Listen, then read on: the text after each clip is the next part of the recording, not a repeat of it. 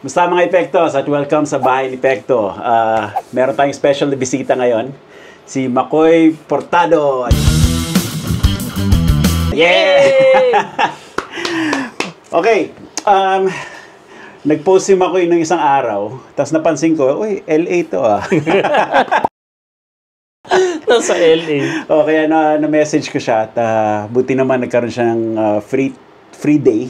Yes. Kaya nakadalaw dito sa dito sa bahay ko, sa studio. Finally. Yung mga nakikita. Kinikilig ako. So, totoo lang. Sobrang kinikilig ako. Kasi, fan ako ng Perf De Castro na YouTube videos.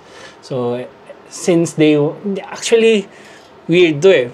Pero nung mga 2010 or 9, I think, may pinost ka na video sa YouTube na nakaganito. Tapos, nakalimutan ko na yung name ng guitar, pero weird yung mukha ng gitara na acoustic. Hindi siya, basta sabi mo 10 string. Oo. Ay, 10 string, classical. Sabi mo pang ano lang to, hindi to pang, basta hindi siya pang 6 string guitar, parang made siya for that sound. Yan. Sabi ko, pwede pala yun. So, since nung mga videos pa na yun, nakapanood na ako, nakakasubaybay na ako ng mga Perf. So, kung may mga day one din na Perf De Castro fan, yan, isa na ako doon. Well, simula nung ginawa ko ng Perf Talk, marami mga nagko-comment. Pwede ba si ganito? I-guest mo, pwede ba si ganito? Ikaw kung ka din eh. Isa sa mga highly requested din, si Makoy. So, maingay kasi. So yun, so butin lang na nagawi siya ng LA. Yes, tapos finally. Nakapanuroy dito. Nakapanuroy? Nakapanuroy. Nako, magwawala yung mga Bisaya. Oo, sobra. Oo. Sabi na, napunta dyan yan. Nandun lang yan sa amin na yung pag-inuman. Nga nung nagtinagalog naman eh. Ba't sinong nangyari dito? Sino nangyari? Sinong nangyari dito? Hala, sumiga yung ilaw. Hala ka. So ngayon on tour ka with TJ. Okay. And KZ. And KZ. Yeah, okay. Mag-asawa. So, tas dalawang shows dito sa LA, no? 2 shows in LA. So, we did 2 shows also sa San Francisco, then Hawaii. Then, yung remaining na lang na mga shows is Montreal, Calgary, Houston, Vegas, and then New York. Clarification lang by the time na mapanood nyo to, tapos na yung mga shows na yun. Tapos na yung mga shows na yun. So, siguro, March 17 ngayon. Mga April 2 kami uwi. April 2, nakauwi na sila. Nakauwi na kami. By the time na mapanood nyo to, nakauwi na. Pero, ayun, buti nakadalaw. Tapos, meron tayong kailangan pasalamatan. Yun, nakapagdala sa inyo dito. Kaya lang, shy sila eh. Ayaw nila sa harap ng camera. Sobrang salamat. Hindi, yung isa sa gobyerno kasi. So, pag nakita yung mukha niya, yari kayo lahat. Sobrang salamat talaga sa kapatid natin na Brad, thank you. Hindi ko lang mapangalanan. Hindi kasi, di ba nag-message ako nung isang araw, sabi ko, Kuya, muntik di matuloy. Medyo tagilid kasi walang maghahatid. Tapos, yun, sabi niya, Brad, puntahan natin yan kasi tagapan din ako ng Tapos akala ko, taga-LA lang siya. Sabi niya, 1 hour. Sabi ko, LA lang to eh, pero ba't 1 hour? Yung pala San Diego pa. Nako. Maraming salamat talaga. Okay. Ngayon, so, since dito ako nakatira, kung ano yung alam ko sa Philippine music scene, yung nakikita ko lang sa Facebook. Admittedly, hindi kita masyadong kilala. I mean, I've seen your videos naririnig ko yung mga tinutugtog mo. Pero hindi pa tayo nag-meet. Hindi pa. Kasi natitsyempohan. Pag may shows ka, wala din kami sa Pilipinas. I mean, wala kami sa vicinity ng event. Yeah. Hindi, gano'n naman kahit dati kahit nung time ko, nung doon pa ako sa Pilipinas nakatira. Pag busy ka na musician, kahit magkabarkada kayo, bihira kayo mag-aabot. Hindi mag-aabot. Unless you're playing the same show. Yep. Di ba? So, hindi pa nangyari yan eh. Mangyayari yan. Oh, eventually. Saan ka nag-start? So, I started sa church. So, I grew up sa church. Okay. Then, I started picking up the guitar because I wanted to, pasikat with my crush. Okay. So, sabi ko, may gitara sa bahay. Tapos, ginaganon ko lang yung gitara sa bahay. Ganun lang. Yun lang yung parang kultura ko sa gitara dati. Kaso nagka-crush, kinuha ko. Ano yung C? So, ganun. Doon siya nagsimula. And then eventually, may song hits pa ba nun? may song hits pa. Okay. May tape pa. Okay. So, nakaugalian ko rin mag-record ng mga songs na nagsasalita pa yung DJ. Here, 901 po na. Yan. Pag na-record na yun, tapos tutunog na yung mga songs na gusto kong siprahin. Yan.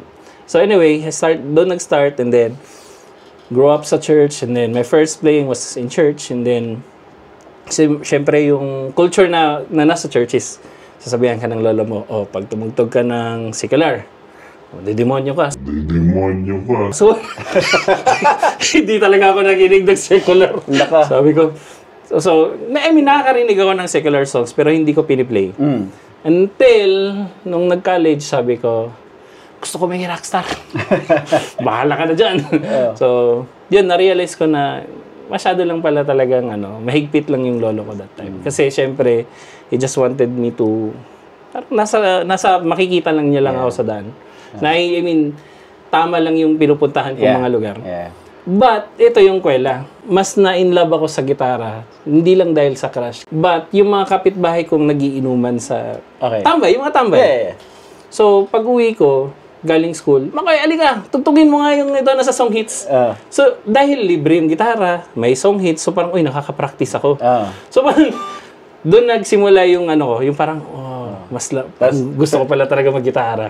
Performance na rin yan. Oo, performance na. So, parang, yung love language ko talaga is words of affirmation. So, the more ka magsasabi, ang galing mo naman So, the more ko, okay, gitara dito. Mas lalong gaganahan. Motivation. Oo, yun yung nagpapamotivate sa akin. Saan ito? Sa Cagayan de Oro pala. Lapasan, to be exact. So, ganun yung kinalakihan kong culture. Hanggang sa, 2008, nagka-churchmate kami ni TJ. So, puro mga Switchfoot yung mga tinutugtog namin. Then, that time, influence ako ng Switchfoot. Mostly mga OPM din na bands. Yan, Hail, Bamboo, sino pa? Vermaya, for sure. Sugar Free. Halos lahat ng OPM nung time na yun. And then, sabi ko sa sarili ko, TJ, gusto ko mag-music. Gusto ko yung ginagawa natin. So, 2011, nag-decide si TJ na pumunta na Manila to pursue his music career. Then, 2012 of February, sumunod na ako. Then, the rest is history. 2012 and then, until now, ito na yung naging buhay ko, yung music talaga. Tapos, paglipat mo ng Manila, nag-session ka, di ba? Sa iba't ibang... Hindi. Nung paglipat ko sa Manila, 2012, the purpose was, banda kami ni TJ. Okay. But, pag audition namin, pwede bang sabihin yung label? Hindi na. Bahala. So, ikaw ba? So, nung nag-audition... Ikaw habulin. Wala akong pakialam. So, nung nag-audition kami sa dating label ni TJ, sinabihan kami na, ayaw na namin ng banda eh. Pero I love your songs. I love paano yung areglo ng songs nyo. But we don't want band. We just want yung solo artist lang. Okay. So, that time, syempre, medyo nasaktan ako kasi parang... Dahil hindi ako gwapo. Joke lang yun Pero yun, yung parang syempre makaka-feel ka rin ng insecurity dahil hindi na nabigyan ng ganun nga na opportunity. But, ganito kabait yung boss ko, si TJ, which is my friend. Sabi ni TJ, sige, paperma lang po ako sa kontrata niyo. Bigyan niyo lang ng trabaho yung gitarista ko. Okay. Then, yun doon nagsimula yung parang mindset ko na, ayoko palang magbanda. Gusto ko palagang maging sessionista. Okay. So, yun, doon nag-start yung parang, gusto ko palang tumugtog sa iba't ibang artist. Na hindi ako hawak lang ng isang tao. Pero masaya. Para sa akin, masaya yun. Parang likod lang. For me, nagsimula yung love ko na yun na parang gusto ko lang na nasa likod. Tumutugtog lang ako sa artist. Bahala siya mag-shine. it's okay for me. Bayaran mo lang ako. Syempre. Syempre, importante yun. That time kasi may mga nagsisimula ka na magbayad ng bills. Renta, tubig, kuryente. Pambili ng kwerdas. Kwerdas, yun pa. Diba? So, that time, wala din akong gitara. So, kay TJ yung gitara na hinihiram ko. Then eventually, kay KZ din, hinihiram ko pa yung gitara habang nagtatrabaho ko sa kanila. But ayun, hanggang sa nakabili talaga ako ng first guitar ko, 2014. Yeah, that was my first guitar. Anong guitar yan? Fender acoustic na Korean made. Wala pa siyang pickup. So, okay. So, yung may-ari yung kaibigan ko, si Ari Sales, binigyan niya ako ng pickup na Fishman. So, yun yung naging unang gitara ko na nagbigay ng trabaho ko for KZ, Sarah G, other artists. That's primarily acoustic yung hawak mo? Primarily acoustic. So, nag-start pala ako ng music scene sa Manila. Acoustic talaga. Okay. 2012. Dahil yun sa eksena ng Manila na mas acoustic yung gigs? Dahil sa una kong tinugtugan si TJ. Acoustic. Tapos acoustic yung... Okay. And then, si KZ that time, wala siyang... May banda siya, which is sila Karel. Kaya Karel. Nangyari lang, kasi maliit pa na artist si KZ that time. Gusto lang niya na backup, parang backup musician na acoustic lang, ganun. So, doon din nag-start yung relationship namin na nagtutugtog lang ako kay KZ na acoustic, tapos siya yung nasa harap. Then, ayun, eventually sabi ko, okay lang sa akin yung acoustic. Masaya na ako dito. Pero mga 2017-18, sabi na ni Kuya Karel, Kuya Mike Alba, huwag ka mag-acoustic! Walang pera dyan! Mag-electric ka! Pinagalitan ako. So, yun, that's the first time na bumili na ako ng electric guitars and then effects. But then, hindi ko alam kung ano yung mga pinipindot ko. Tinitweak. So, may mga part pala na matinis pala, mas mataas pala yung distortion ko. So, yeah. Yun yung journey ko sa electric at acoustic. Pero, yung mga unang videos ko na nakita sa'yo is yung sa electric na. Mga pandemic times na to. Okay. Kasi yung magde-demo ka ng J-Craft, di ba? Tapos yung mga effects, pedals, pati headrush ka din, di ba? Yun yung mga nakikita ko na yung mga video. Lately na yun, mga pandemic era na yun. Kasi yun yung time din na humawak na talaga ng electric. Okay. So, doon ko inaral yung electric. At ang isa sa mga nag-inspire sa akin doon, isa na si Perf Di Castro. At sa Pilipinas, si Jam. Si Jam.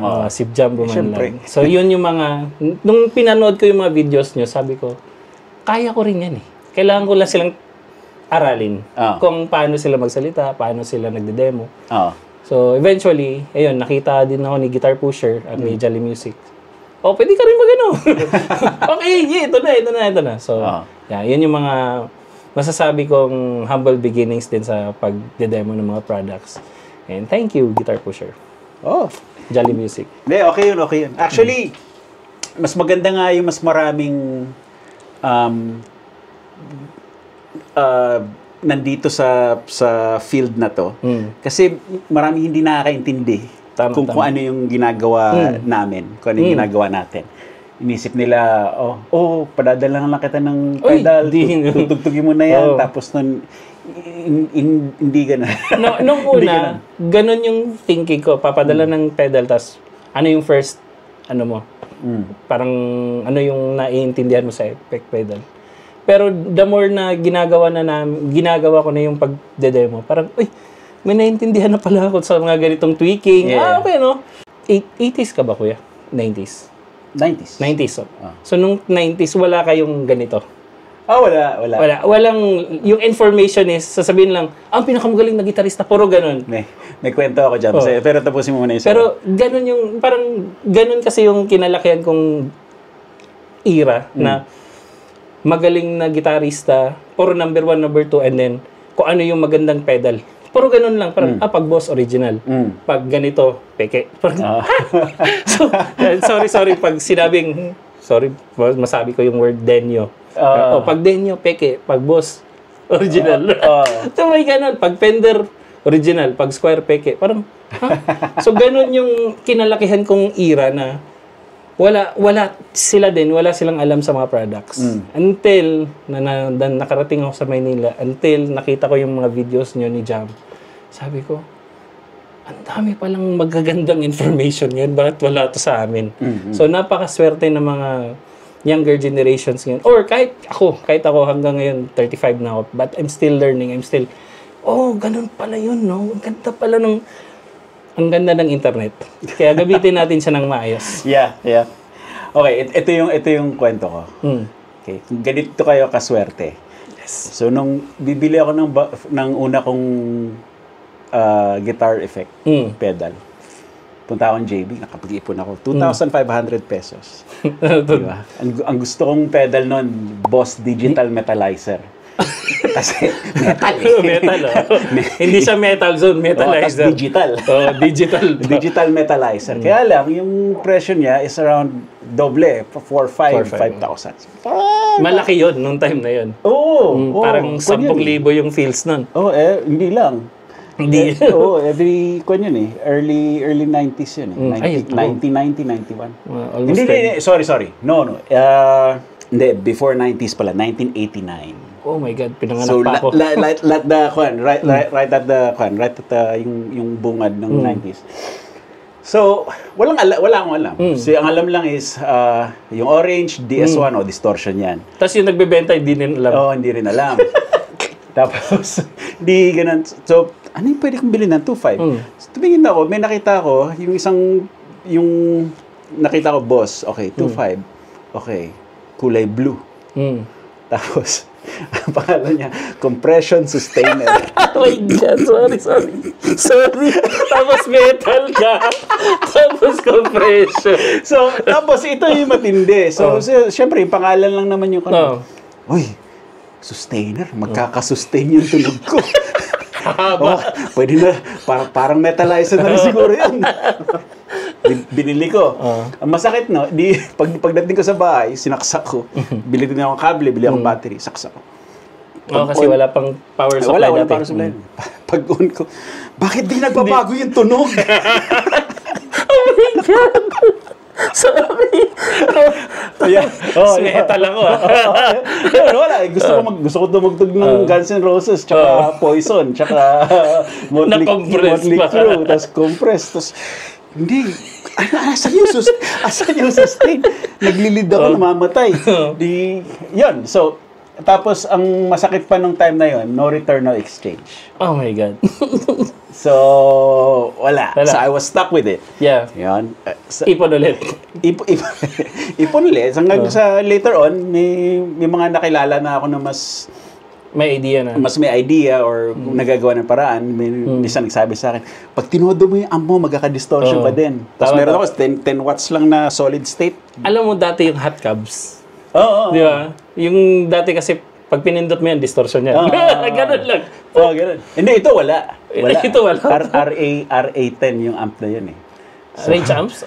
Hindi. Ewan ko, Raon. RA10 Raon. Pero tinodo ko. Pwede na. Sex Pistols. Okay na yan. Ganun. Tapos nilagyan ko ng compression sustainer. Di may sustain ng konti. Pero yun, ganun kaswerte yung generation na yun. Kasi, sipi mo, magkano yung ano ba yung uso ngayon sa atin? Yung maliit na effects? Cubabe. Mga Mbabe. Magkano yan? 2,000 lang. Mas mura pa. Diba? Mas mura pa sa compression. May amp cab na yun. Diba? Tapos, may IR loader din. IR loader. Tapos may EQ na rin. Tapos sinasaksak mo rin sa phone mo, diba? Yes. Pwede ka na 2,000 kumpletong rig. Tapos ako 2.5 compression lang. Diba? Ganun kayo kaswerte. Tapos, lalo na nung mga year, yung kinalakihan ko na talagang era is yung 2000 to 2010. Ganun. So, ano yun? Gen Z na. Ganun. Yung era na yan, ang daming banda. Pero walang nagpo-post ng, ito yung ginagamit kong effects. Walang ganong, wala talaga. Tapos pag nakikita mo lang, nag-live ko niya, may mga shows. Anong pedal yun? Ay, blue. Ano yung blue? So, hindi mo alam kung anong pangalan. Baka Washburn ba yun? O blues driver. So, wala ka talagang alam. Pag orange, distortion yun. Pero phase 90 pala. Di ba may ganun eh. So, wala din sa amin. Nung time na yun, Wala ding information. Not until, boom, 2015, 2017. Doon nagsimula eh. Actually, mga 2013, 2014 pa unti. Sila RJ Ronquillo yung simula. Yun ang hindi ko pa naabutan. Nabisi pa ako sa acoustic doon. Pero yung pagkadating talaga ng 2018-19, sabi ko, ang daming swerte ngayon na parang may nagsasabi na ito yung effect na to, ito yung mangyayari sa kanya. Pero mas choice ko rin yung ganito. So, di ba? Ang dami lang pagkakapilian, depende na lang yan sa budget. Depende na. Actually ngayon, ang galawan is you decide your budget. Yep. Meron ka ng options within that budget. Di ba? Hindi tulad dati, kung gusto mo ng magandang distortion, ito kailangan mag-ipon ka hanggang ganito. Tama. Di ba? Ito, hindi eh. Kuwari meron kang, sabihin natin, 20,000. Pwede mo pa lang yan. Pwede mo na i-divide yun.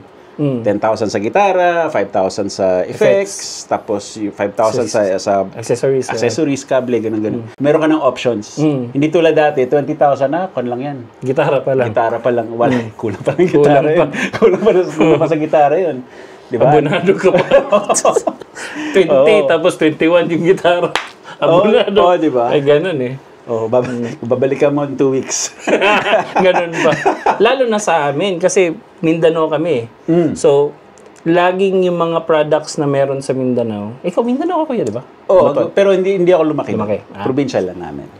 Ako, parang sa Cagayan de Oro, laging mga pinili, anong ba yung parang pinili na siya ba? Napilian na. Parang, or old model na. Ganun. So, yung northern part, which is Manila, mga bago. Pero pagdating sa siya, parang anong term nun? Outdated. Yeah. So, pero yun yung feeling ko, siya, ito yung bago ngayon, pero hindi na pala siya yung bago. Hindi, trickle down naman yan eh. Ngayon, updated na lahat kasi. Sobrang updated, di ba? Lalo na sa internet.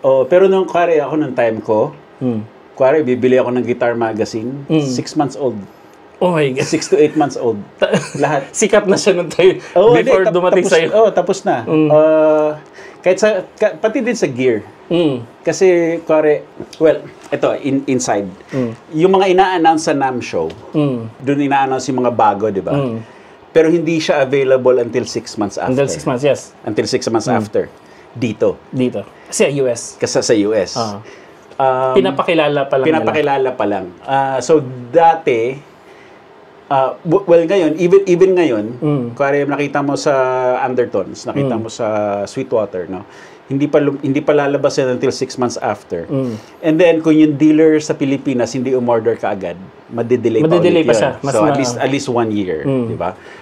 Dati, mas malala yun. Kasi walang official dealer dati. Wala. Sa Pilipinas. Magbabulk lang sila. Yeah. So, pupunta sila dito, bibili nila yung kung ano yung nakasale sa stores, sa kanila ibebenta sa Pilipinas. Kaya recycle lang. Kaya hindi up to date. Yep. And then usually yung nabibiling gamit din dati or na magiging available dati is yung tinatawag nilang evergreen. Hindi siya up to date pero hindi rin siya na luluma agad. In between lang siya doon. Kumbaga parang industry standard, kumbaga. Pero noong time na yun kaya, hindi siya masyadong mass-produced yung mga gamit or mass-produced na rin. Hindi. Dati dumadating lang naman, boss. So, boss, walang dealer ng Fender. Yung Gibson, RJ, yung dealer ng Gibson. Pero hindi rin lahat ng models. Kasi pili na eh. Hindi kaya eh. Kung ano lang yung kaya. Kaya ng budget din nila. Yun lang yung malalabas. And then pumasok na yung mga off-brand, Boston. Di ba? Although yung sa Zoom, up to date ng Pilipinas sa Zoom. Kasi isa yung JB, isa sa unang dealers ng Zoom. Yun yung unang effect pedal ko. Zoom 505. Meron ako. Meron ganyan. Nakatago. Ako din, yun yung pang-gig ko dati yun. 505. Actually, ang dami kong dinaanan na Zoom. Oh my God. Nag-707 ka for sure. Yung may volume, may 1 na. 902. 902? Oh my God. yung nasa strap, di ba? Nasa strap, tama. So 902, Tapos 505, 5052. Yan ang hindi ko alam yung 552. 5052 yung mas update, yung sumunod, mas slick lang, pero basically the same. G1X. G1XN. GN1X. GX8, ano yun? Yung green, GFX. GFX8. Yun, GFX8. Nagkaroon ako nun. Yun yung ginamit ko sa recording ng Love for Life ni Francis M. Wow. So may GFX8 na nung time na yun? Oh, 2000. Tapos 505 pa lang ako noong 2005. 505 505 nung 2005. Okay. Yun. Kasi yun yung pagdating ko sa simbahan, yun nga, yung mga gamit, yung distortion is, yung amp lang. So parang, may amp pa kami na roto. Roto, na may trem. So akala ko, ito maganda na to, pang effect lang. So pag nagsasolo, so okay to. So hanggang sa bumili na yung church ng 505. So sabi ko, ito pwede na to, may distortion, may clean, may delay. Ang layo. So yung 2000 GFX8 ka na, pero kami 505 pa lang. Nabanggit mo nga kanina, yung depende rin sa buying power ng store din kasi. Kasi kung tsaka yung store dati, lalo na sa amin sa CDO, hindi lahat may stock. Yung unang store kasi doon, Perfect Pitch. Okay. Tapos JVS something. Hindi tama. Hindi kasi nila kayang bilhin yung malalaking product na agad. Sa inventory kung hindi ka nag-alat ng budget for your inventory, mapupunta lang sa doon sa... Syempre, takot din sila dahil... baka hindi walang bumili. Yun. Maluluma sa store shelves. So, ang ginagawa ng mga churchmate ko dati, kuya, pupunta ng Maynila. So mag-iipon kami ng money na pa-allotted doon sa bibiling gamit. Tapos mag-iipon ng pamasahe sa barko. Tapos, ayun, larga Manila. Tapos pagdating ng Manila, yun lang yung purpose. Saan yung JB Music dito? Saan yung ano dito? Same style sa yung mga taga Manila naman. Pupunta na Hong Kong. Gets ko na. Diba? Punta ng Hong Kong, punta ng Japan, punta ng US. Kung may kamag-anak na uuwi. Balik ba yun? Tapos ang matindi nun, kung ano yung nakikita sa Guitar Magazine, yun yung bibilugan. Tapos yun yung email. Ito. Hanapin natin. Tapos nung time na yun din, yung mga stores dito, nag-i-stock din sila na makikita mo siya sa store. Eh, ngayon hindi na eh. Hindi. Online na lahat eh. Kahit nga nasa Pilipinas na ako, Sweetwater. Padala na agad yan. Parang yung level talaga ng ano ngayon, yung information and yung availability na hindi nyo na-experience at hindi rin namin na-experience na kailangan natin mag-antay ng ilang months or years. Pero na-experience natin ngayon. Na-experience natin ngayon na parang yung ibang tao sasabihin, ang tagal naman ng gamit ko dumating. Kasi nag-order din ako kasi ng picks. Yung pick na binili ko. So galing siyang parang New Jersey. So, nainip ako dahil 6 weeks. 6 weeks dumating sa Pinas. Sabi ko, ang tagal na. Pero na-realize ko nung sinabihan ako na may-ari, ginagawa kasi namin yung pick mo for 2 weeks. So, yung remaining na 4 weeks is, nandun na yun sa pagpapadala. Pero, nainip ako, pero nung nakita ko yung, nagamit ko yung pick, sabi ko, ganda pala talaga. Kaya, bawal manghingi ng pick yung isa. Pakita natin yung pick mo. Ayan, no? Ayan. Purple Plectrum. Yan. Bawal hingiin yan, Dami nyo nanghihingi. Yan, para comparison,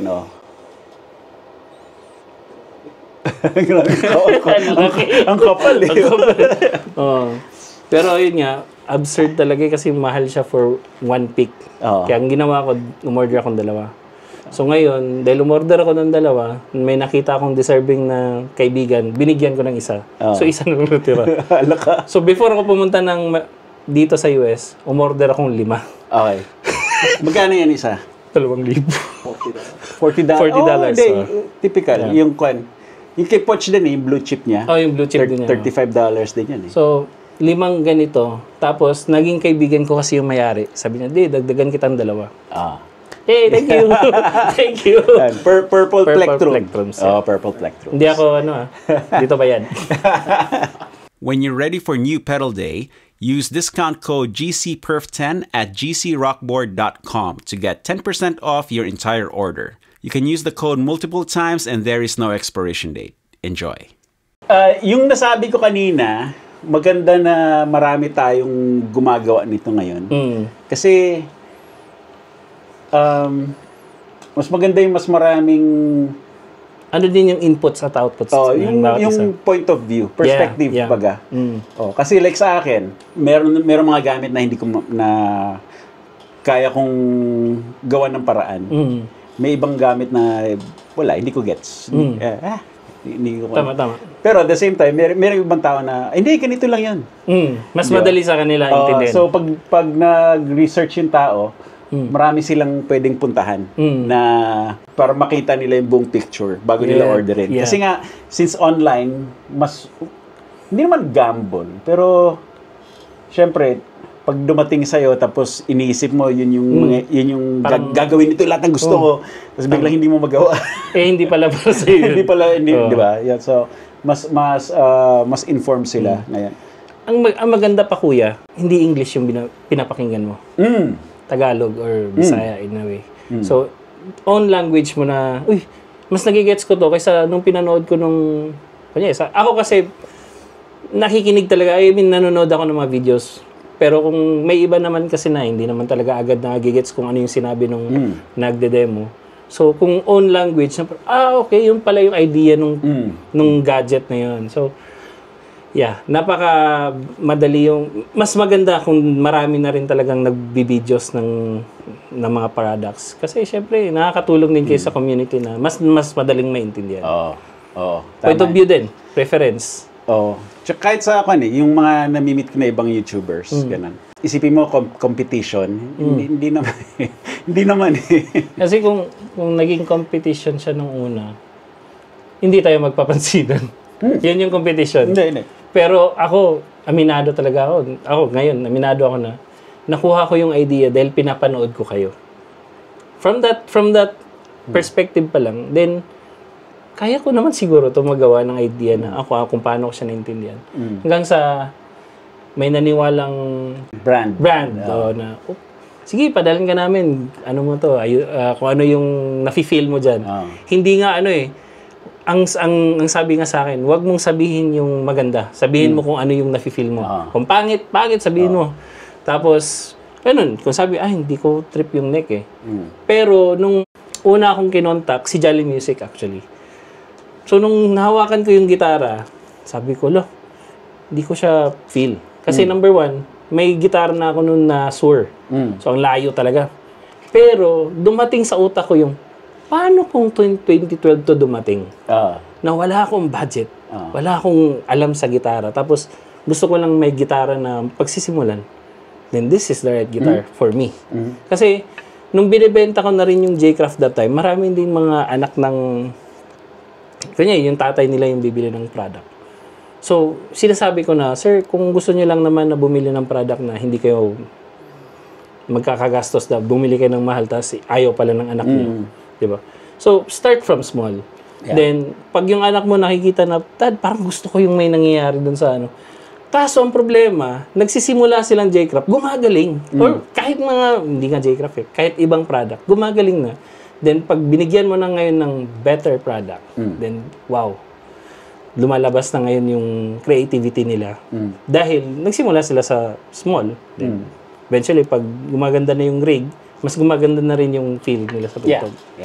So, huwag niya lang madaliin. Okay. Ako yung una kong gitara is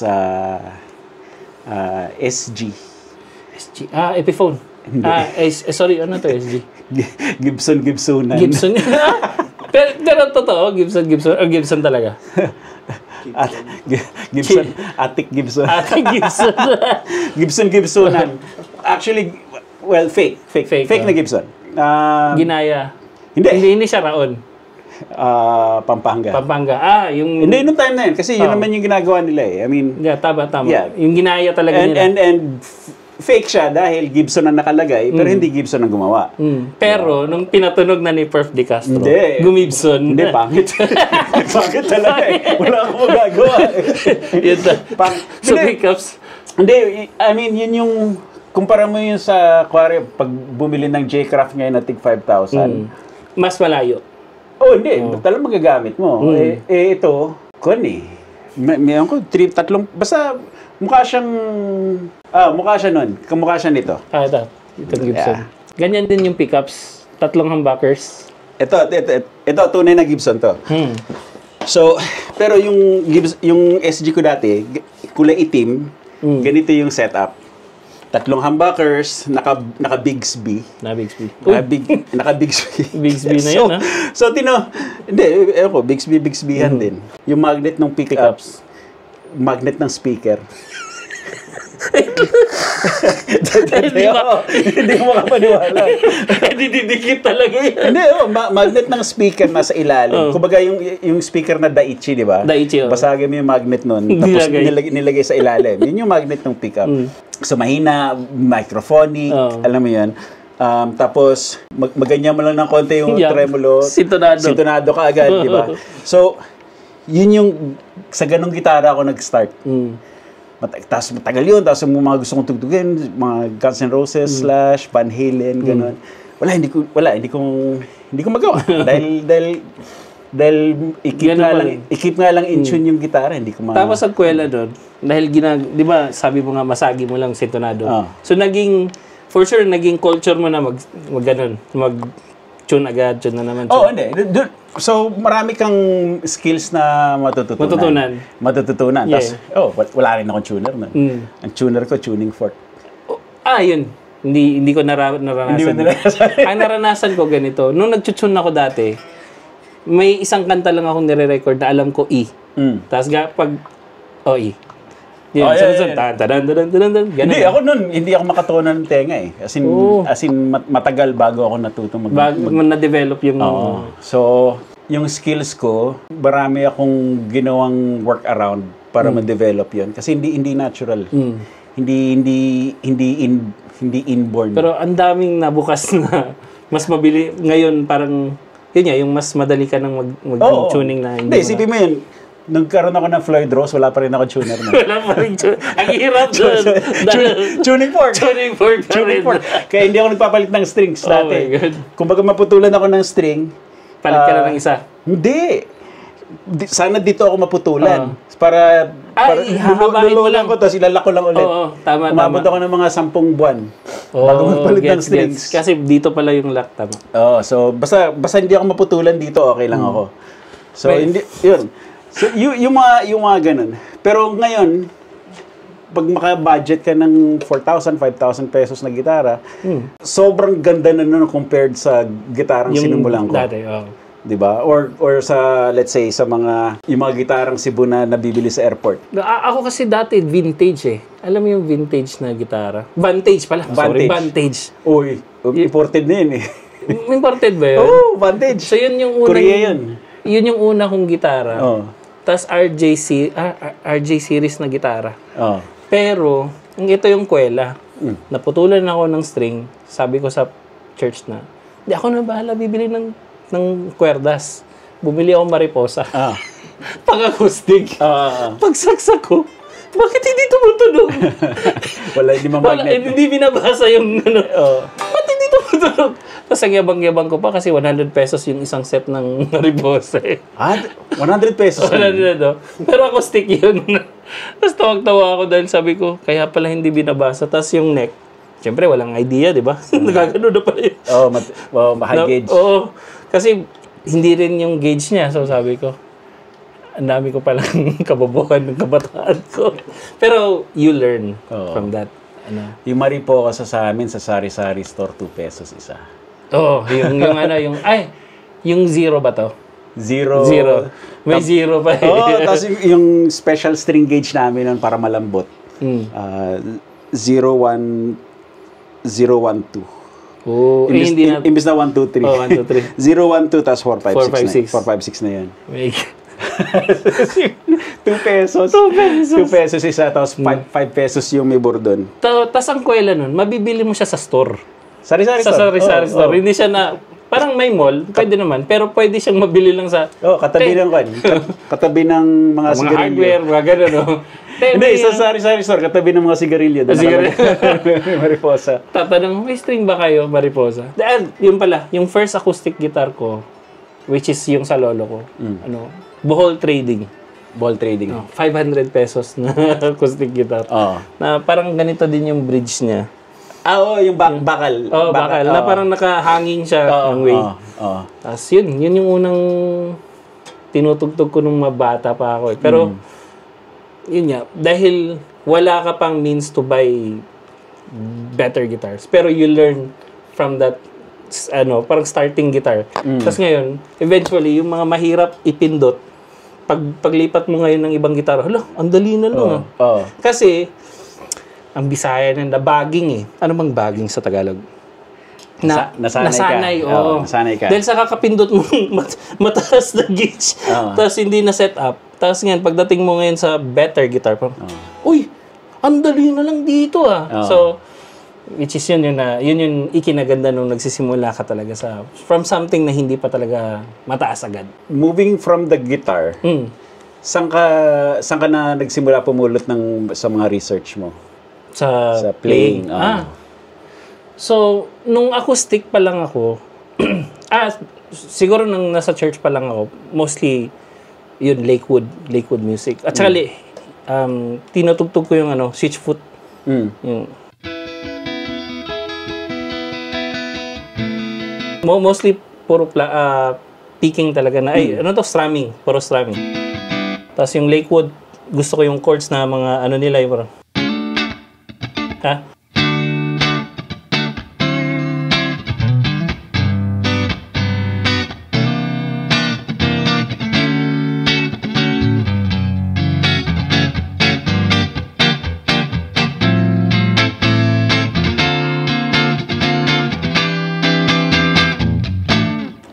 mostly doon ako nasanay na mag-research ng mga chords. Kasi tenga lang dati, walang video eh. So ano ba to?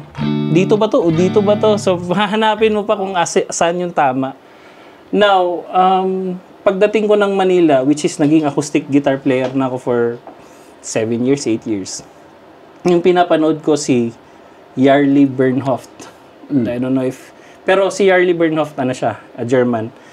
Pero naglo-loop kasi siya eh. So, may mga ginagawa siyang kababalagan dun sa looper pedal. Pero, yung acoustic playing niya, sobrang finesse lang sa kanya. Tignan yung mga simpleng tapos sa dami niyang ginagawa dun, sabi ko, gusto ko maging ganyang gitarista na acoustic.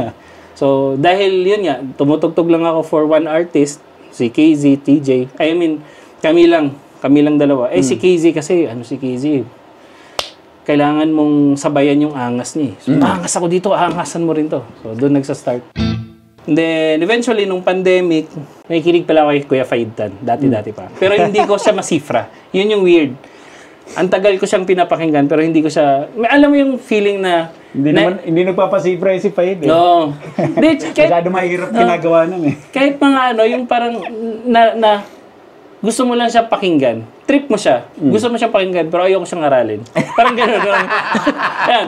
John Petrucci, parang, gusto ko siya, parang kahit 8 hours tayo dito. Pero ayokong tugtugin yan. Tapos, nung pandemic, dun ko eventually nag-start talaga na aralin ko kaya itong gitara talaga. Kasi hindi ko naintindihan yung ginagawa nila eh. So, nung na-realize ko, okay, may mga, hindi lang pala to, may mga, paano nangyari itong progression na to? Paano yung solo na to? Bakit siya tinawag na, yung mode na ginamit dito is Phrygian, gano'n. So, parang, doon ko lang siya naupuan. Okay. Nung 2020.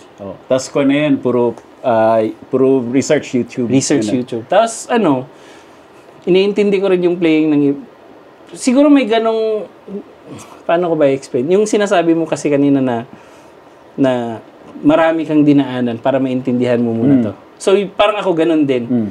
So, dinaanan kong para na, ngayon ko lang siya nagigets nung pinakinggan ko na talaga isa-isa yung, okay, ganun pala yun. So, yeah, kasi dati, nauna sa akin yung gusto ko na mag-play kaysa gusto ko makinig. Hindi, kahit ako Kahit ako dati. Since hindi ako natural, nag-doble sikap ako pag-aral sa theory. Okay. Tapos nung makuha ko na yung theory... Nag-school ka, kuya? Conservatory of Music. So, pero yung Conservatory of Music sa Pilipinas during my time... Classical. Hindi, walang tulong sa ginagawa natin. Parang basa lang yun. Malaking tulong sa akin dahil ginawan ko ng paraan para ma-apply ko sa gusto kong gawin. Yep. So, yun yung extra work na ginawa ko. Dahil hindi ko natutunan yan kaagad. Hindi yun ang tinuro sa akin. Kasi during that time, dinidiscourage ka mag-electric guitar nga. Classical pa. Classical ka lang dapat. So, okay lang. Pero, yung natutunan ko ay ginawa ko ng para ma-apply ko sa songwriting, sa kung paano ko intindihin yung guitar, arrangement, paano pagturo, and all that. So, kaya naging helpful sa akin yun. Tapos, nung lumipat na ako dito, and yun nga, nakakapanood na ng videos tapos may ibang tao, doon bumukas yung ibang point of view, ibang perspective. Na kung natutunan ko dati yun, mas hindi ako nahirapan. Tama. Kasi kahit na nag-aral ako, ginawa ko pa rin ng paraan para ma-apply ko yun sa gusto kong gawin. Tama. Diba? Kasi hindi bigay ka agad. Hindi bigay agad. Tulad ngayon, di ba? Sobrang free ngayon. So tapos dati bibili ka pa ng CD or VHS tape para lang paano ba ginagawa ni Paul Gilbert yun? Kung may VHS. Kung may VHS ka. Kung wala. Makikinood ka pa. Or kung yung gitarista na gusto mong aralin, wala siyang instructional video. Paano yun? Tenga talaga. Wala, tenga talaga. Didikit talaga sa radyo. Anong number one tip mo para sa pagsipra ng tenga? Sa akin kasi hindi ko minadali eh. Parang, paano ba? Kunyari, sa silang. So, for the whole month, silang yung piniplay ko na, sabihin natin, yung, ito. So, iniintindi ko lang yung distance nung yung 8 notes na yon. So yung distance ng C papuntang D, yung distance ng C papuntang E, distance ng C sa F, C, G, C. So ngayon na-realize ko na ang C, F at G, iniisip ko na lang siya as parang primary color. Kasi mas bold sila eh. Yung C to F, sa C to G, tapos yung unison, octave. So nakikita ko siyang naririnig ko sila as bold colors. Pero pag nandun na yung 2, nag-blend. Tapos yung 3, ibang kulay na yun. Yung 6, yung distance ng 1 sa 6, yung distance ng 1 sa 7. So hanggang sa lang. Tapos pinapakinggan ko lang siya na tapos pag nakikinig na ako ng music ngayon, alam ko na ngayon kung anong, okay. Hindi ko siya pinapakinggan na chords. Pinapakinggan ko siya as numbers na. Okay, intervals. Intervals, yeah. So doon na ako na parang, mas napapadali yung hearing ko doon. Dahil inuna ko lang yung isang key lang. Hanggang sa nag-move na siya after. Okay. So, intervals ka agad, no? Ano yung unang intervals na nakilala mo kaagad? Na as in, kung kagad yan, fifth yan, or pag narinig mo. Song ba to? Hindi, basta kung alin doon yung una mong nakilala. 4, lagi 4. Laging 4? Yeah. Okay. Yeah. So, suspended, no? Suspended, Okay. So, parang, okay, alam ko 4 yun, hindi yun 1. So, mas nagigets ko na siya agad na ganun yung structure nung intervals niya. Okay, so intervals muna, and then from there, chords na, no? So, pag sisipra ka ng kanta, ano yung una mong kinukuha? Ngayon? Oh. Ang ginagawa ko, iniintindi ko muna yung nangyayari sa intro. Pero sinusulat ko siya sa number. So, kunyari palagi. So, nag-i-intro siya ng 2, 3, 4. Yeah. So, instead of playing along with that, play along sa kanta na parang hahanapin ko muna yung key. Ginagawa ko, pinapakinggan ko muna siya. Yung galaw nung... So, 2, 3, 4. So, sulat ko, 2, 3, 4. 2, 3, 4 sharp. Tapos 2, 3, 4. Tada, 2. Tapos, iano ko siya kung ilang bar siya. Ilang bar yung ano. Kung sa isang bar ba, yung palit agad ng 2 papuntang 3 is half note lang. Isusulat ko siya ng ganun. Tapos pag nasulat ko na yung intro, tsaka ako magbe-verse. So pa isa-isa, hindi ako rekta. Tapos pag nasulat ko na siya, tsaka ko siya ipi-play. Hahanapin ko ngayon yung key. So pag nakuha ko na yung key, okay, nasa key of G flat. Pero dahil may ways tuloy, may mapa na ako, mas madali na lang sa akin siprahin or aralin yung kanta dahil may nakikita na ako. No, pag ano yung nagkamali doon, sobrang maliit na lang na detalye na, okay, mali pala to, hindi pala ganito yung chord. Okay, yung 2, 3, 4, kanya na, ang tawag doon, Nashville Numbering System. Nashville Numbering System. Google nyo na lang kung ano yan. Madali na yan. Pero, part yun ng harmonized scale. Yep. Yan. So, kumbaga, may scale tayo na, 1, 2, 3, 4, 5, 6, 7, octave. Pag ginawa mong chords yun, 1, 2, 3, 4, 5, 6, 7, octave. Yep. So, pag 2, 2, 3, 4. Or pag... That way, yung chord progression, same siya kahit anong key. Yep. Ililipat mo lang siya sa ibang chord family, kumbaga. Tapos nangyari, hindi pala mataas yung boses yung... Lalo na sa church. Minsan kasi yung kumakanta, babae pala to na key. Gustong kantahin ng lalaki. So, mas madali na lang siyang ilipat yung kamay mo. Kung key of C yung babae, key of G yung lalaki. Mas madali mo na lang maintindihan. Yeah. Ayan. So, yun, Nashville Numbering System. When you're ready for New Pedal Day, use discount code GCPerf10 at gcrockboard.com to get 10% off your entire order. You can use the code multiple times and there is no expiration date. Enjoy. And then, pag nag-aareglo ka, ganun din. Actually, wala talaga akong formal way of identifying talaga sa pag-aareglo. Parang, most of the time, nakikinig ako ng mga international, sabihin natin, Indonesian. Tapos, may nakuha ako doon na idea na pwede ko itong ipasok sa kanta ngayon ni TJ. So, yung mga songs naman ni TJ, para may idea lang din ng iba, yung first album, ako yung gumawa lahat ng recordings. Pero bata pa ako noon, hindi ko nga naintindihan yung metronome. Nung nirecord ko, anong BPM nito? Anong BPM, sir? Iwanan pa ako sa studio. Kasi nagmamagaling ako na marunong na ako mag-record. Tapos anong BPM nito? Ano yung BPM? So, nag-aaway kami. Tapos ginawa na lang ng sound engineer, gumawa siya ng loop na tak, tak, tak, yun. So, mas nagigets ko kaysa tuk, tuk, tuk. Nape-pressure ako. Pressured ako dito. So, doon nagsimula. Pero, dahil nga bata pa, so si TJ, ang ginawa niya, pinaproduce niya sa ibang producers. Ay mas madali na lang nilang gawin yung kanta. But, ay para may idea din, isang kanta doon ni TJ, ang tumira si Sir Noel Mendez. Ayan, yung Imahinasyon. So, may solo siya doon na,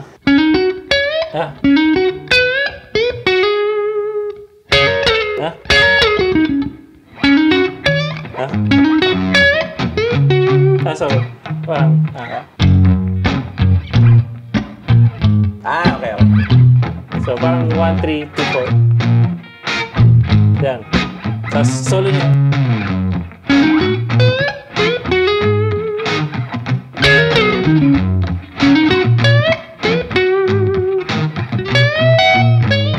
Tapos, Noel Mendez yun. Nakala nila ako daw yung tumira. Sabi ko, di ako ganun mag-solo.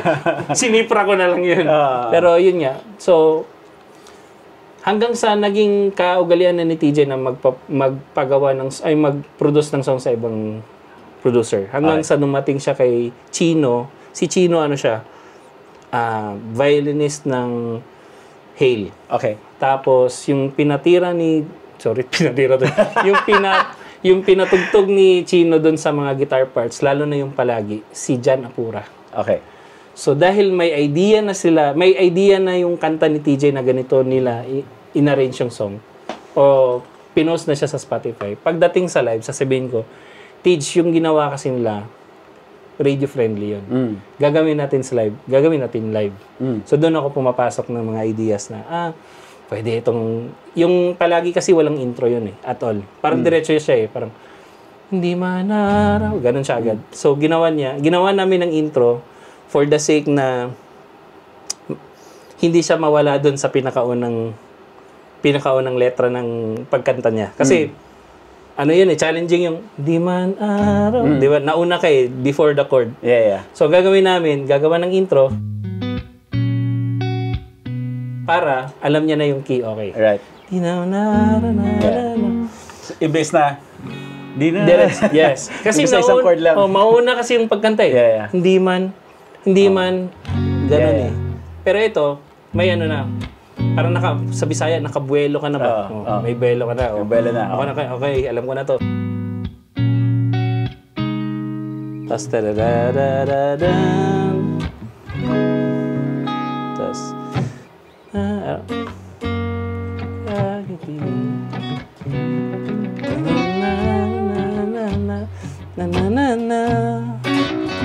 di mapigilan ang ating mga tampuhan. Nawa'y batiin natin nila. Eto tayo hanggang sa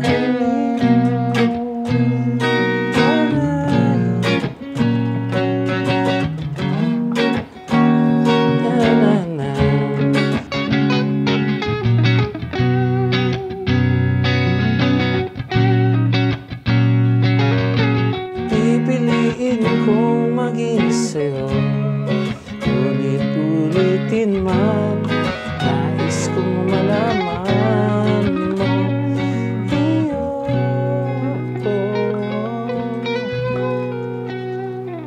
Yan. Pero, eto yung kwela sa kantang to. Ito yung kanta na hindi niya binadgetan masyado. Ganun naman So, kung ano pa yung kantang hindi binadgetan, yung pa yung boom, yung nagbigay ng... Usually ganun. Alam mo, kahit sa video, kahit sa paggawa ng video mo na pinaka madali yung production quality, yun pa yung sumikat. Record mo lang sa phone mo, tas wala, nagluloko-loko ka lang, ano ba? Doon Pero yung mga nakaganito, yung naka full production, wala. Ewan ko, nakausap ko one time si Yael Yuson. So, sa lagi kasi kaming nagkikwentuhan yan. Tas, one time, nagkasama kami sa isang event.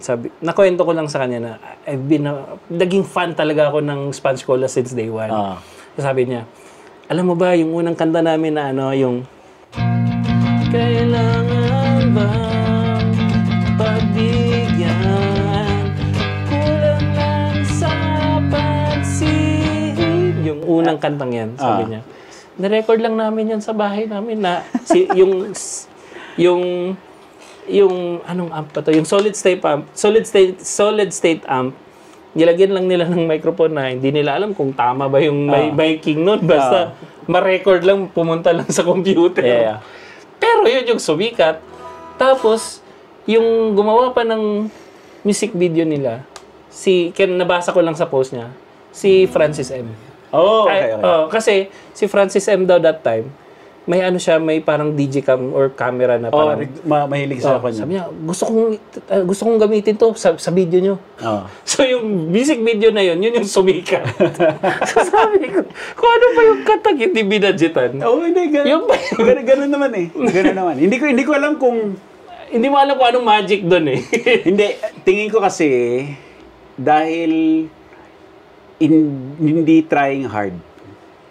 Alam mo yan, parang may spontaneity na mas lumalabas yung personality mo, ganun. Na doon nagla-latch on yung mga tao. Tsaka kung ano yung wala, hahanapan mo ngayon ng way para gumana yan, na ganyan. Kasi pag lalo na ngayon sa day and age natin na parang pagpasok mo sa studio, ay mali ako, undo. Di ba, ganun na lang eh. Pero tama, nawawala yung heart or ano ba, puso ba doon sa pagtugtog or pag-record? Kasi actually kasama din doon yung excitement eh. Kasi di ba pag bago, excited ka. Nakikita ng mga tao yan eh. Kahit hindi maganda yung quality. Tama. Kasi kahit anong gawin mo, itong mga to, kung ano yung mas importante pa rin yung laman kaysa sa quality. Tama. Diba? Although, kung maganda yung laman, tapos maganda yung quality, yun yung... Mas bonus yun. Ideally. Yun. So, pero usually, yung mga hindi masyadong pinag-isipan or spur of the moment, yun yung doon nagla-latch on yung mga tao. Tama. Diba? Hindi lang... Spur of the moment. Oo. Kasi, tulad nga ngayon, marami ng yung pwede mong BPM match lahat, nasa grid lahat, eksakto ano lahat. Time nila yung sinasabi nila na kailangan, may term sila nun eh, na para ma-adjust yung mga hindi nagta-timing. Quantized. Quantized lahat, ganun. Which is, ang nangyayari dun kasi, ito yung nangyayari, pag quantized lahat, impressive sa simula, pero nakakatamad pakinggan. Dahil sa sobrang repetition, parang yung utak mo nagzo-zone out na lang yan eh. Magzo-zone out tapos maghahanap ng ibang interesanteng pagtututukan. Wala na siyang element of surprise na, look, weird yun ah. Hindi, wala na ganun. Kasi parang ka nagda-drive tapos nakikita mo lang yung freeway, gumaganon lang. Tama. Tapos mamaya antokin ka, di ba? Or maghahanap ka ng ibang gagawin. Ang pag live na hindi sabay-sabay lahat, mas interesting sa tenga yung kahit na may konting small variation. hiccups na variation. Ganun. Kaya hindi pa rin magiging totally mapapalitan ng AI. AI ang music. Kasi nakakatakot, kuya. Kasi one time, yung promoter namin, nasaway kami nun. Sabi niya, yung driver ko, ginawa niya ako ng kanta, AI. Tapos nung narinig ko yung AI, sabi ko, galing nito ah. Pero habang pinapakinggan ko siya, well, na-LSS ako sa kinakanta niya, pero boring. Kasi, hindi na naglalaro yung utak mo na pwede pa sana siya pumunta doon, no? Pero dahil may guide na siya na, ito na. So parang, okay, yun na siya. Yun na yung kabuuan ng kanta. Hindi mo na siya magagawan ngayon ng reharmonization ba o ano ba, pero wala, hindi na gumagalaw. Tama, hindi na gumagalaw yung imaginations mo kasi nandun na siya eh. Parang ulam na to o adobo na to. Hindi pa siya gusto ko magluto ng adobo kaso kulang ako ng laurel. Pero ganun. Okay, lagyan mo ng coconut milk. Kulang pa pala ng coconut milk. Wala na eh. Or hard-boiled egg. Nilagay na nila lahat eh. So parang yun pala. Tama. Hindi, yun yung kwan din eh. Or kahit yung sa drum machine, di ba? Yung drum machine after a while, parang nakakatamad pakinggan. Nakakatamad. Pero pag live na drummer, ay iba. Di ba yung ilapat lang ng hi-hat eh. Iba.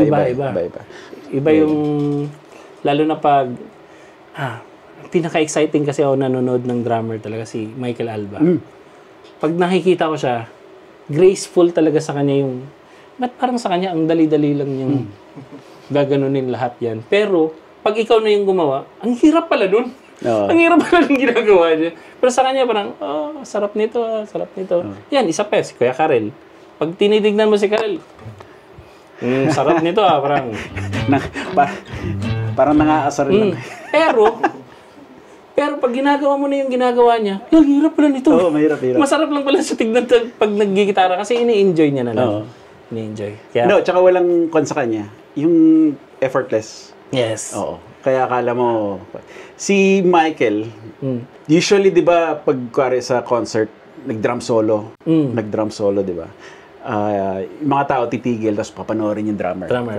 Wow, ganito. nanood ako kay Mike noon. Victoria yata yung tinutugtugan niya eh. Pinag-drum solo siya sa gitna ng isang dance na kanta. Tapos yung buong lugar, sumasayaw. Di ba? Tapos nag-drum solo siya. After all, galing And then later on, ang napansin ko, drum solo siya, sobrang ganda ng ginagawa niya drum solo. Pero hindi tumigil sumayaw yung mga tao. Hindi sila tumingin. Kasi hindi. Kahit nagda-drum solo siya, hindi nasira yung groove ng audience. Yung groove ng audience.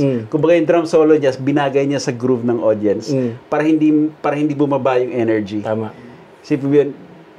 Hindi ako bihira makakita nun. Kasi usually, drum solo. Panoorin niyo ako. Di ba? O mag-groove ako konti, tapos mamaya sobrang dami. Hindi, siya hindi. Kumbaga, ginawa niya lahat yun, lumabas yung chops, pero hindi naputol yung energy ng lugar. Sumayaw pa rin sila. Tuloy-tuloy yung sayaw. Hanggang sa matapos yung show. Wow. Isipin mo yun, ang hirap nun. Parang, parang kung ako din, kung sa electric guitar yun, pag guitar solo, parang yun nga yung naiisip ko, panoorin nyo ako kaysa nag-i-enjoy tayo dito. Yeah. Yes. Yeah. Yun yung kondon eh. Yun yung challenge. Yung challenge, Pero grabe, no? So, anong research mo ngayon? Sa music? Well, tinamad ako bigla. Kasi, dahil nga parang, nung last year, nabigla kami. Dahil, biglang dumami yung trabaho namin ni TJ. Kasi parang bihira lang sa amin magkatrabaho ng in a month, 5. Bihira yun. Biglang naging 10. So, dahil tuloy-tuloy yung mga nangyayari, ang ginagawa ko, nakikinig na lang ako ng...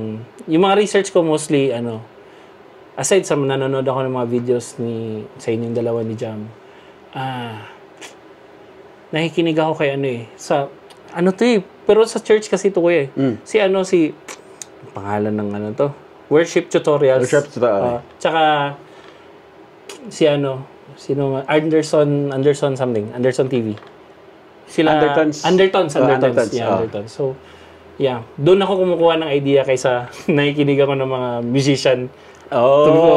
For now. Okay. Doon ako nakikinig na parang yung, kunyari, yung niriff nila doon.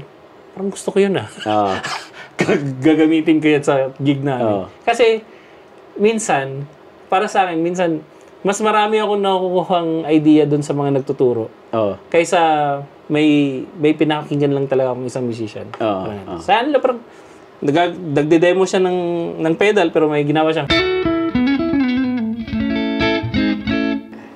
sisiprahin ko yun. Si Pete Nori, marami kang nakawin doon. Yung huli din, kilala mo si Sean Tubbs? Nakita ko, pero hindi pa ako nakaupo talaga sa kanya. May pinanood akong demo niya, tapos meron siyang ginawa na leak na, paano yan? Kung makikita niyo. Inaral ko eh. Pero sa kanya, cool lang yun. Normal lang sa kanya. Parang hinugot niya lang sa air eh. May papakita lang ako. Kung makikita niyo lang yung, di ba yung messenger kasi, magsisend ka ng papunta sa'yo. Puro ganun lang. Yung mga nakikita kong video na, pwede to. Pang-bookmark mo. Oo, pang-bookmark. Yung mga ganyan. Ganyan. Nag-start lang sa ganyan, tapos, yan, kahit piano. Pinapatos ko kasi, ang ganda ng chord progression na yun. Tapos, may theory na. Ganyan, parang, pag-uwi ko sa bahay, papakinggan ko yan. Okay. Puro ganun lang, puro ganun. Nakita mo na yung si Philip. Yung umiikot ngayon na reel, yung sobrang haba ng daliri. Ay, oo! Weird yun! Nasa-weirduhan ako sa kanya. Na-meet ko yun. Yung ganun. Pero tama pa rin ito. Nag-i-eruption ng isang kamay. Oo. Brad, weird yun talaga. Grabe. Hindi ko kaya eh. Yung isa, may isang mahaba din na kamay eh. Yung mahabang lieg. Sumikat din to eh sa Jump Track, JTC. Jump Track Central. Basta weird naman yun siya kasi puro mga 80s sound. Bata pa pero 80s sound. Si Max Ostro. Max Ostro. Mahaba din sa kanya pero ito yung weird. Ito yung Nag-i-eruption. Ginawang ginawang kapo yung isang kamay. Tapos meron siyang ginawa ngayon, nag-octave ito dito. Oh my God. Isang kamay, tapos mabilis, tapos gano'n, parang, alien. Na na yan na-board na siya sa sarili niya. Hindi, pero kung din, malaking tao din eh. Pero talagang, grabe. Actually, lumalabas sa reels ko, pero ini-skip ko kasi hindi ko kaya yan.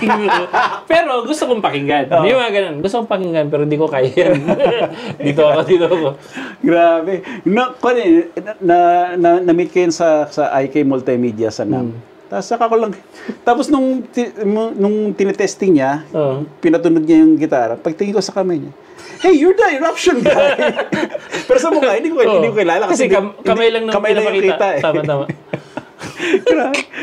Oh my God. Yun ngayon, ingangatan ng pet lick mo. Ano yung paborito mong lick na yun? Yung pila. Parang... okay.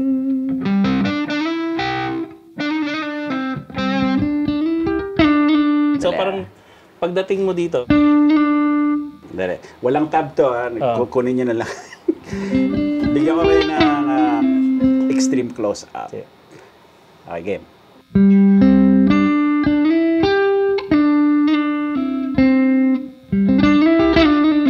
Sa C, di ba?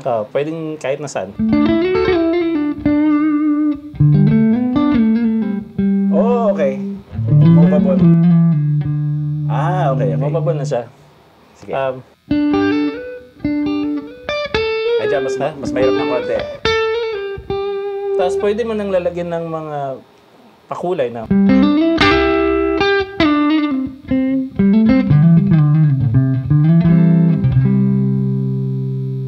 Nice. Yun. Parang yun lang pinakamadali kong ginagawa. Parang yung ginawa mo kay Michael Garata. Alin din? Yung ginagawa ni Michael Garata. Yan. Parang ganun lang siya sa akin. Parang may solo. So parang ginagawa ko lang siyang safe zone sa akin. So kunyari, may chord ka dyan na.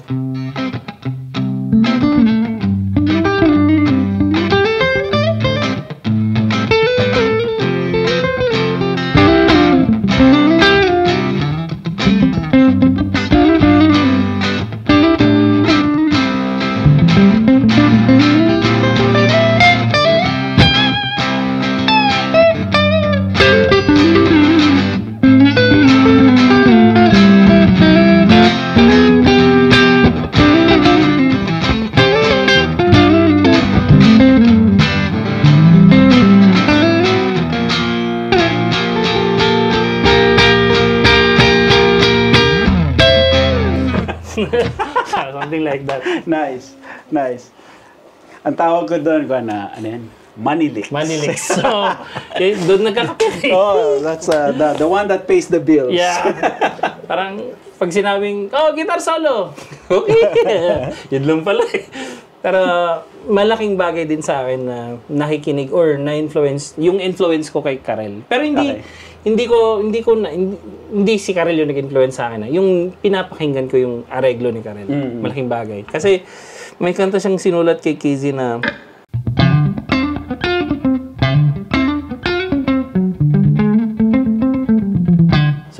ganyan, pinakita sa akin ni Ira yan.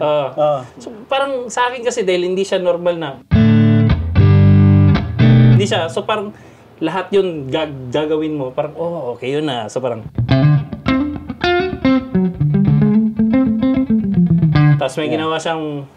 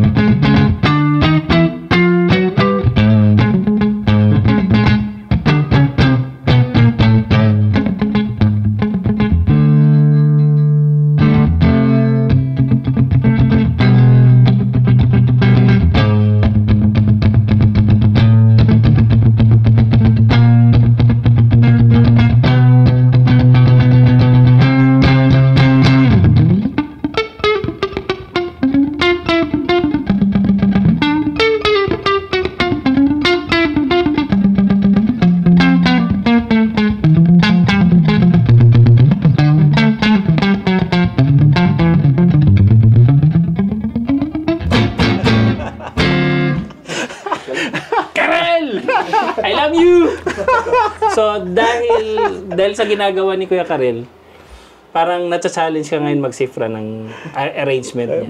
Math problem yun. Oo.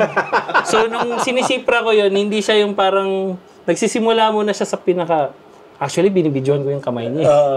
Tapos, yung term ko doon, sharingan. Yung cupping, siya sharinganin yan. Pagdating ko sa bike, paano nga yun? Anong ginagawa ni ka? Tapos, si Kuya Karel kasi, ang kinagandahan sa kanya, pwede mong siprahin yun, pero gawan mo ng masarap. Pwede mong gawin yun, pero yung nag-i-enjoy ka, hindi yung nahihirapan ka. Kasi dati, nung nag-electric na ako kay Casey nito, 2019, tapos nandun na rin si Kuya Ira. Sabi, parang may sinabi si Kuya Karel sa akin nun Makoy, hanapin mo yung tone. So, nung time na yun, iniisip ko yung tone ko ba? Kasi yun nga, distortion, mataas yung gain, mataas naka-strat pa ako. So, yung ganun talaga na. Baka yung tone ng gitara. So, yung palang sinasabi niya, maghanap ka ng way na tunog mo, pero wag mong gayahin si RD, wag mong gayahin si Ira. So, last time, nabigyan ako ng chance na makatugtog kay Casey with Karel. Sa ano yan? Zamboanga del Sur, something. Tapos, in-enjoy ko lang. In-enjoy ko lang. Yung pedal, hindi ko nga inisip na distortion niya o ano. Pero in-enjoy ko yung process ng pagpiplay. Tapos, si Karel gumaganon na. Ano. Tapos ayun, naka-receive ako ng tawag sa kanya after 3 days. That was sweetest, pinaka-sweet, pinaka-memorable sa akin na tawag na sabi ko sa sarili ko, okay na ako sa buhay. Okay. Dahil narinig ko yung kay Karel. Sabi niya, Makoy, gusto ko lang sabihin na proud ako sa'yo. Nax. Tapos narinig ko na nag-i-enjoy ka na sa stage. Hindi ka na nag-iisip na, tama ba yun? Tama ba to? Yun. Sabi ko, yun lang pala yun. Tapos, hinantay ko 6 na taon. Pero grabe, sabi ko talaga, Kuya Karel, 6 years ko yun inantay para marinig yung sinasabi mo. Pero, yun lang pala. Mag-enjoy ka lang. Huwag kang ma-pressure sa buhay. Huwag kang ma-pressure dahil magaling si Ira, magaling si ganito. Gawin mo lang yung gusto mo dyan. Diba? Parang, yun din.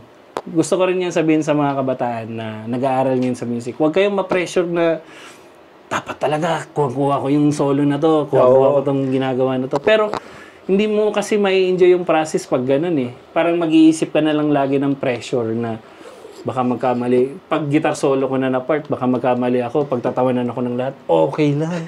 Walang problema, enjoyin mo lang. Kaya pala naiintindihan ko na pag nagtawanan sila ni Kuya Mike Alba, yung, uy, papaya, ganun. Nagkamali daw sila doon. Pero sa pandinig mo, wala namang mali. Wala. Saan yung mali? Pero dahil nga, nag-i-enjoy sila, hindi mo na mararamdaman na nagkamali sila. So, yun. Tsaka hindi lang tayo mali kasi enjoy. Tapos hindi, ganyan, nagkamali ka. Hindi ka na. Sa kanila, ayos parang pinapakita lang nila na, uy, bago yun Pero mali pala. Ganun. So, ang dami ko na-learn na ideas ng playing din sa kanilang dalawa. Si Kuya Mike tsaka si Kuya Karel. Lalo na si Kuya Nico. Yan, yung tatlong yan. Ira and then RD Di Guzman. Thank you. Wala best of the best yun pa. Kasi ang nangyari, nung acoustic ako kay KZ for the longest time, tapos biglang KZ band. May Supreme band. Tapos napasok pa ako for 1 year. Sabi ko, ba't ako nandito?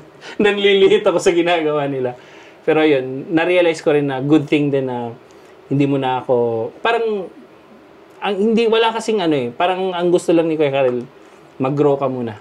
Diyan, mag-grow ka muna. Hanggang sa naintindihan ko na ngayon yung ginagawa ng mga electric guitar player. Though, marami pa rin, may room for improvement pa rin. Kasi hindi pwedeng, matatapos yun? Hindi pwedeng, ay, okay na ako dito, magaling na ako. Hindi. Kailangan mong mag-research pa rin. Yun, katulad ng, hindi ko pwede sabihin yung edad ni Kuya Perf. Pero, 50. Pero, nakikita nyo yung tunog niya, hindi pa rin tunog luma. Pwede pa rin siya nasa bago. Kasi, nagle-learn siya from someone na, uy, may mga bata ngayon na pwede kong gayahin may makuha ako dun. So, sabi ko, kung mag-stop ka lang kasi sa isang idea, wala. Yun na lang talaga yung gagawin mo for the rest of your life. Pero, thank you, Kuya Karel. Okay, so, gugutom na ako. Okay, so, Makoy, salamat. Salamat. Salamat kayo. Salamat sa pagbisita. Kakain na muna kami kasi wala, ang daldal namin. Sabi ko pag nagsama yung dalawang nagde-demo, madaldal yan. And then hopefully, pag nakabalik ka ulit, dalaw ka ulit dito. Or pag uwi ko sa Pilipinas. Yun. Actually, yun yung pinaka-exciting na part. Kasi dahil may contact na kami ni Kuya. So, pwedeng pagdating ng Pinas. Sige, sige. Baka next year, bumalik kami ng US. Talagang, kung walang LA, magbabakasyon ako sa LA. Kung may time na 3 days na mapahinga, punta akong LA. Sige. Gawa natin. Kasi marami pang pwedeng pag-usapan. Hindi natin na pag-usapan yung rig mo. Pero, puntahan nyo na lang yung page niya. wala pa ang bagong video ngayon. Gagawa na lang. Gagawa niya ngayon sa soundcheck sa next gig. Para malaman niya kung ano yung gagawin. Ano tingin mo dyan? Well, ayoko maging bias pero ito yung unang gitarang nahawakan ko na ayokong bitawan.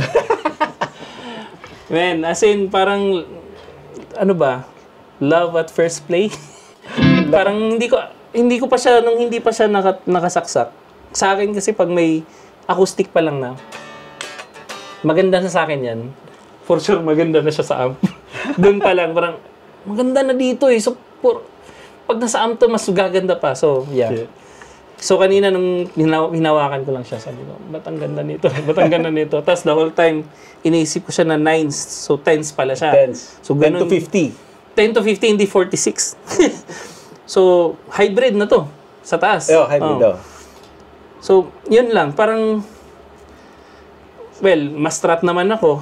Well, yung ginagamit kong gitara, strat talaga. Wala, love at first sight, love at first play. Magbo-boxing kayo ni Poch na. Poch, sasabihin ni Poch, Makoy, ako nauna eh. Hindi, umorder na siya. Oh my God! Umorder siya. And very soon, itong Shabat guitars available na sa Guitar Pusher dyan sa Pilipinas. So, yun. So by the time na makikita niyo itong video na to, malapit na. Ipon na kayo. Actually, dahil sinabi mo yan, Kuya, pag-iipunan ko. Pag-iipunan ko to. Usap tayo. Tulungan kita mag-spec. Yay! Gusto ko ng HSS, tapos yung kulay ko na gusto. Yun. Okay, game.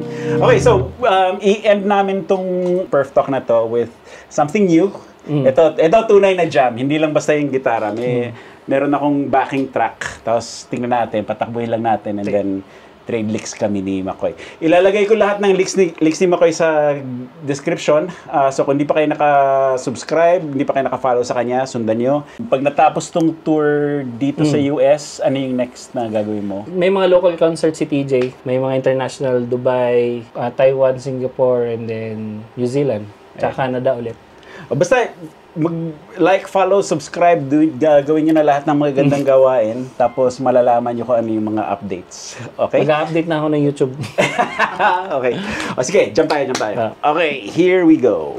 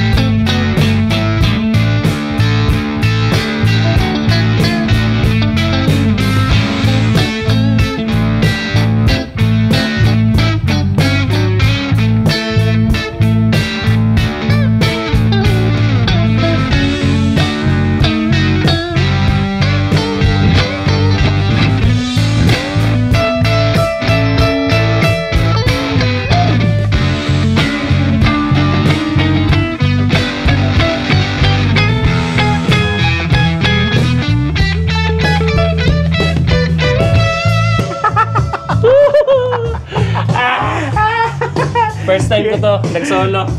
Okay. Bye-bye, guys. Thank you. See you. Lamian, di ba?